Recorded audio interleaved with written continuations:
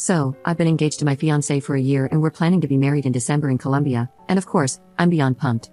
It's going to be a destination wedding for us, and I was very happy that I was able to talk him into having one. My soon-to-be mother-in-law is extremely upset about this. I always knew that she wasn't really my biggest fan. She's polite and very fake-friendly, but she'll do things like sit on my fiancé's lap, tuck his hair behind his ear, and cut his food for him. On one occasion, I actually saw her feed him in public. However, to my fiancé's credit, once I told him that I thought that was beyond weird, it never happened again. Future mother-in-law is very upset about our destination wedding. She thinks we'll all be somehow unalive there, constantly complains about the cost of her airfare, the size of the wedding, the thought of my fiancé getting sick, etc. You get the picture. I try to limit her exposure to my wedding planning.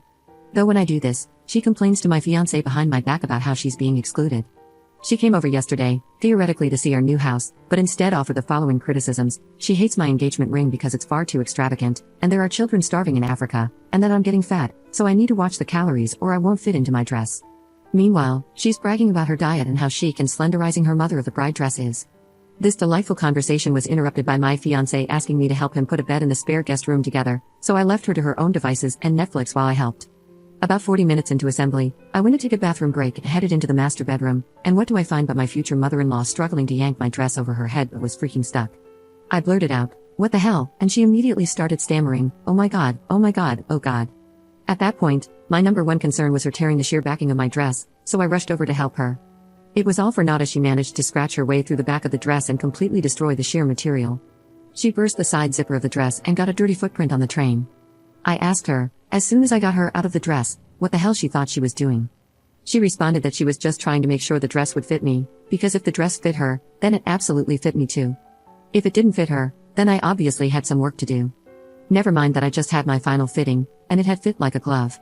My fiancé is very disturbed by what happened, as am I, mostly because I doubt she was trying to just try on the dress for funsies. There was also a bouquet of dried flowers on the bed that wasn't there before.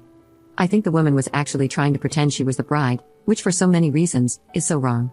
She hasn't offered to pay for any of the repairs to the dress, and I have no idea how much it's going to cost until I can get to the seamstress tomorrow.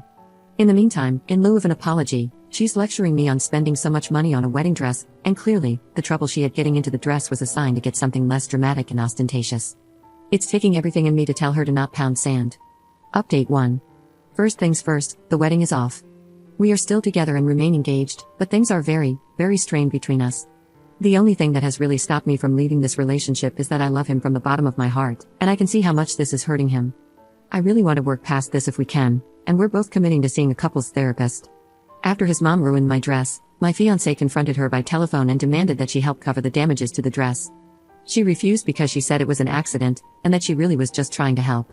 She literally tried to spin this as her helping me by, and I quote, giving me a standard to aspire to, and she also admitted that she just wanted to feel as young and beautiful as me. The worst part is that he believed her BS. At this point, after she refused to pay, I started pitching a fit until my fiancé said that we shouldn't jump to conclusions on the damages until we visited the seamstress. So we went together, and the assessment was that it was completely trashed and beyond repair. Hearing how badly my dress was mutilated crushed me, but the worst part was my fiancé's reaction at the seamstress. He kept minimizing the damage, pointing out how certain things absolutely could have been an accident, and he also lied to the seamstress and told her that the dress had an accident, when in reality, it was his mother attempting to relive her model days. I corrected the course and said no, his mother had tried to put it on without my permission knowing damn well that she didn't fit into it, and deliberately destroyed parts of it in the process. The real fun started when we got home, where I told him that if she didn't pay, then I wanted to sue her for damages to the dress. He told me some BS about how the cost of the dress didn't meet the thresholds for a lawsuit. I took straight to the internet and googled the thresholds for small claims court in Virginia before printing all of the responses I got and forcing him to read them. He conceded that she owed us something and called her, with me sitting there. As I sat there, I kid you not, he argued with her for all of 5 minutes before she broke down sobbing, accused him of not loving her, called me trash for turning him against her, and how could money be more important than her love for him. He actually soothed her and told her that he understood, but that I'm being super emotional over the dress, and this would help me calm down. She started babbling and sobbing, and he said that he'd talk to me. After they hung up, he had the nerve to turn to me and say that all he wanted was peace and to please just let him pay for the dress and let this go away. I lost it and started screaming at him. I cried harder than I probably ever have cried because I honestly feel that he took her side over mine.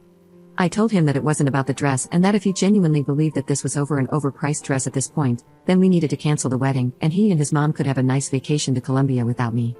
We argued, and like he's been doing, told me that he saw my point. I told him that I didn't want her at the wedding, and shockingly, he agreed. I sat next to him the next day when he called her and told her that because of what happened, we couldn't have her at the wedding. I actually felt proud when he hung up on her after she screamed and sobbed about how he can't do this to his own mother.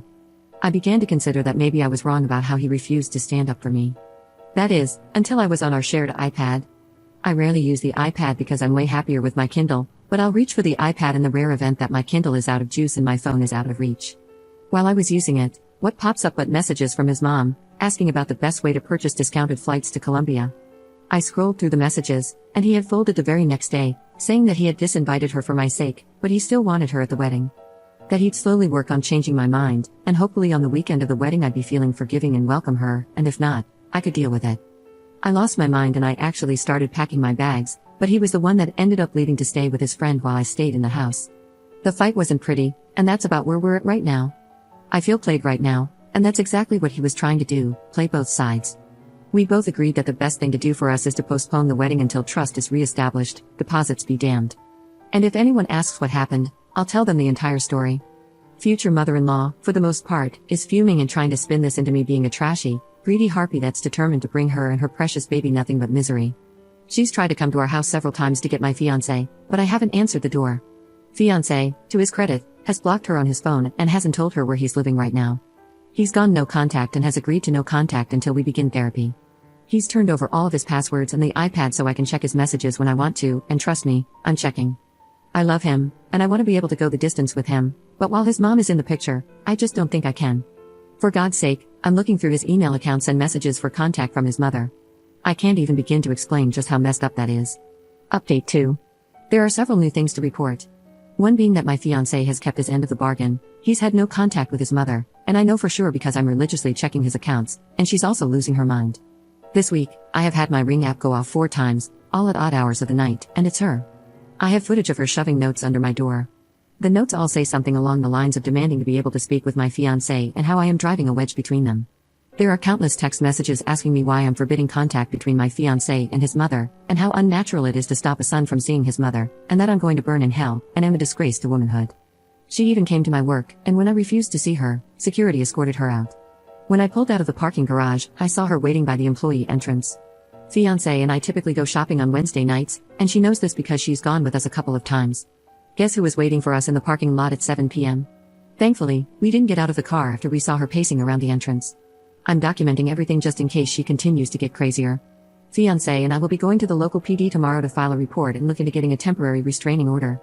Thank you to everyone that's offered me kind words, support, and even offers of baked goods. You guys are wonderful, and I really appreciate you.